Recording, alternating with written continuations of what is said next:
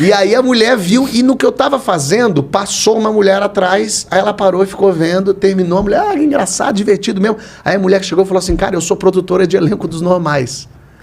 E eu tô indo pro Projac agora, porque tá tendo gravação. Quer ir comigo? Eu, tipo, caraca, em uma semana eu tô no Rio e de repente a produtora... Falei, quero, ela, então vai me seguindo que eu vou conseguir a liberação pra você. Aí eu fui indo com ela até o Projac, longe pra caceta. Cheguei lá no Projac, a mulher me entrou, aí eu fui entrando, aí aqui nos estúdios, eu olhando aquilo, mágico, né? Que loucura, onde eu tô? Aí eu fui entrando no estúdio, aí a mulher... indo comigo assim, falando, eu não vi no João, mas todo mundo falou que foi muito divertido, muito legal. Aí ela passou pelo cara da maquiagem, assim. Oi, tudo bem? Fulano, olha quem tá aqui comigo, sabe quem ele é? Aí o cara falou, sei, o menino que foi no Jô e que fez o negócio. Ah, todo mundo viu aqui, que legal. Aí ela passou pela mulher do figurino, tudo bem, olha quem tá aqui, a mulher. Ih, o menino que foi no Jô e fez normais. Gente, todo mundo viu aqui, vimos e tal. Tá bom, aí eu entrei no estúdio, tava o Luiz Fernando gravando. Ai, meu Deus. A Fernanda Deus. Torres não tava. Aí eu tava ali vendo aquilo ali, que loucura e tal. E aí terminou de gravar, o Luiz Fernando vem passando, olha pra mim e fala assim, você é o ator? Aí eu falei, não sei, porque eu não era. O que eu respondo? Aí eu falei, qual? Não. Ele, não, o que foi no Jô e fez os normais. Eu falei, sou ele, como é que era isso? E aí eu fiz os normais. Pro Luiz Fernando Guimarães. Pro Luiz Fernando Guimarães. E é muito doido, porque eu não imitava. Eu imitava, assim, o jeito. O texto tinha um DNA dos normais, porque eu amava mais do personagem normais. do que imitar ele, pessoa. Eu expliquei isso, me fiz ali a imitação, juntou a equipe pra ver. E aí terminou, ele achou, você tem mais textos e tal? Aí eu tinha levado uns textos. Ele, eu imprimi pro João, mas tudo bem. E aí eu levei a fita constrangedora, levei os textos e deixei lá com a produção. A gente vai entregar pra Fernanda Young, pro Alexandre Machado. E eu voltei pra casa, a mulher, tá aqui meu contato. Eu voltei pra casa, tipo assim, cara... Desacreditado. Aconteci. E aí nada mais aconteceu. E aí nunca entraram em contato comigo, limbo. Aí eu me formei na Cal, fiquei 3 anos e meio. Aí fui. Porque lógico. Mas era pra você estar lá nesse momento. Você teve um chamado. Na verdade, tu foi pro Rio. A sensação que me dá ali foi a prova de que escolhi o caminho certo. Se eu acreditasse em alguma coisa... Aí. Se eu acreditasse em alguma coisa, eu diria isso. Foi um sinal dizendo, tipo Fábio... Assim, é isso, mas ainda não. Mas ainda não. O que é maravilhoso. Essa voz pareceu a voz de Deus lá do Hermanoteu. Sim. É o Chico Anísio, a voz de Deus. Você vê? E aí, mas foi a melhor coisa do mundo, porque realmente, assim, seria péssimo que ali eu fosse, porque eu não sabia escrever. Eu não era ator.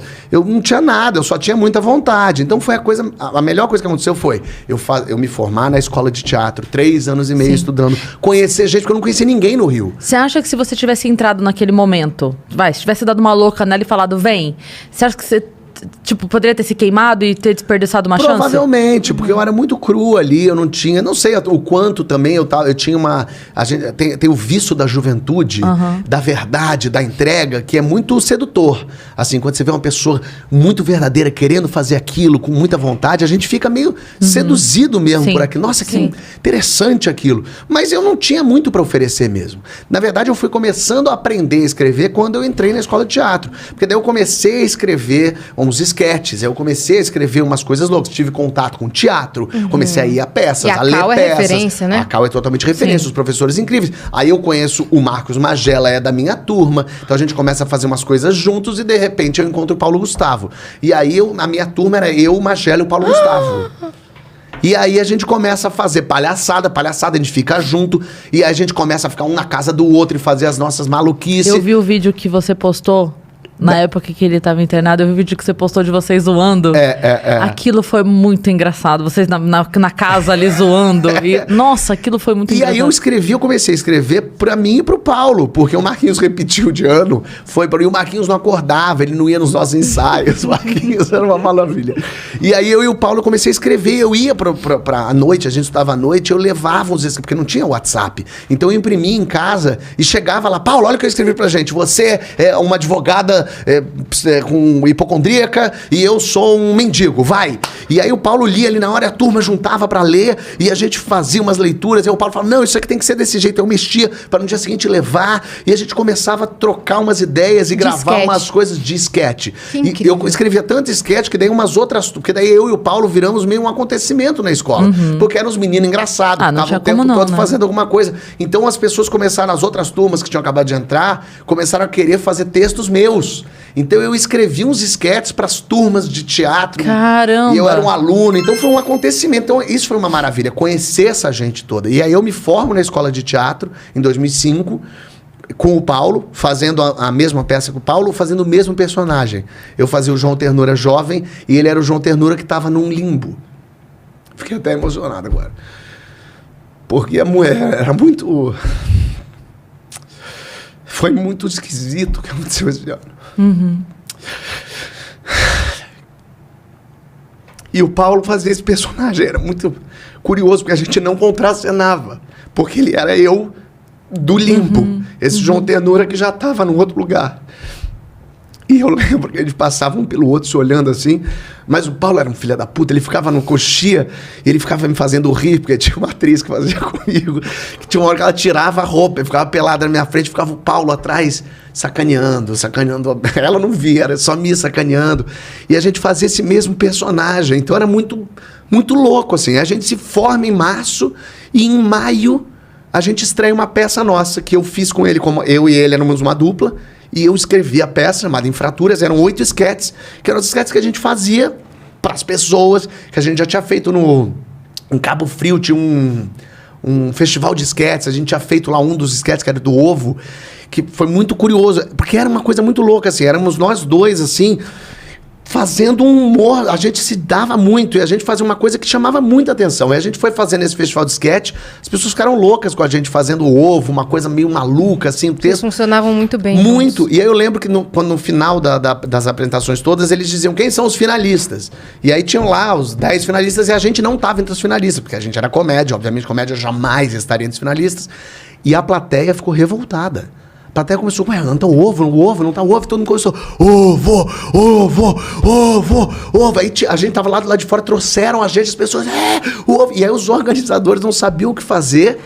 E aí, gente, vocês querem o ovo? Todo mundo, Então tá, então eles estão na final também, todo mundo, E aí botaram a gente na final daquele troço, e a gente achando uma graça louca, ficando na casa do Marquinhos, que o Marquinhos tinha casa em Cabo Frio, com a família de Cabo Frio, então a gente ficava na casa dele. Ele não via porque ele não acordava. Tipo isso.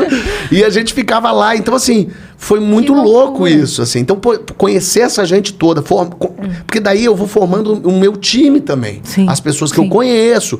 Eu acho que isso que é muito importante de uma faculdade, é você fazer as amizades da tua área. Porque os meus amigos todos de São Paulo, que sou amigo até hoje, mas um é engenheiro, outro é advogado, outro é administrador. Que é bom também, humorista conhecer advogado é sempre bom, a gente gosta. Bom. Mas eu não era a minha turma, e de repente eu faço a minha turma. Eu tô no teatro com o Paulo Gustavo, tô ali com o Marquinhos do lado sempre. E conhecendo gente. E quem estuda teatro geralmente é porque realmente vai seguir naquilo. Médio, sabia que não? A gente na nossa turma provavelmente 70% um era dentista, um era médico, um era não sei o quê. Mas assim, talvez tivesse o sonho de fazer, mas a vida é muito dura, não dá pra você... Eu tive a sorte, eu era super privilegiado, eu morei na casa da minha tia, não precisei pagar conta nenhuma, meus tios pagavam todas as contas pra mim. Então eu podia ficar escrevendo sketches de madrugada, de acordar tarde, fazer cursos e ficar fazendo maluquice com o Paulo Gustavo, entendeu? E uma outra coisa que acontece também é que, diferente de outras profissões, o ator mediano, o artista mediano, ele não consegue se sustentar tão bem. O que eu digo assim, um dentista pica, ok, ele vai ser muito pica, mas um dentista mediano, ele se sustenta legal. O artista é mais difícil se sustentar. Ele sendo tá mediano, aí. exato, ele vai fazer, mas é muito mais difícil, né? Então, quando você conhece gente, é uma maravilha. É uma maravilha. Você conhece... Geralmente, quando eu vou assistir peça, eu adoro assistir peças de teatro, mas 80% de peças de teatro são horríveis. É horrível o teatro. Mas eu amo, eu sento na primeira fila, eu gosto até do sofrimento. E aí, geralmente, é gostoso mesmo, né? Eu amo. Você gosta de ver Open Mic? Como é que é? Open Mic, você gosta de assistir? Eu fico com aflição. Você fica mal, eu fico com aflição. Me dá agonia, mas eu vejo. Mas aí, quando você vê uma peça e tem uma pessoa muito ruim fazendo, muito ruim, não tenha dúvida, ela é a dona do espetáculo. Ela é a pessoa, essa pessoa... Ela se botou ali. Ela se botou, com certeza. Ela que juntou aquela gente, ela que tem o espírito empreendedor. Então eu respeito por aí. Mas geralmente é horrível, a pessoa é horrível. O espírito empreendedor. Porque no fim das contas ela só tem que ir lá lutar pelas vontades e sonhos dela.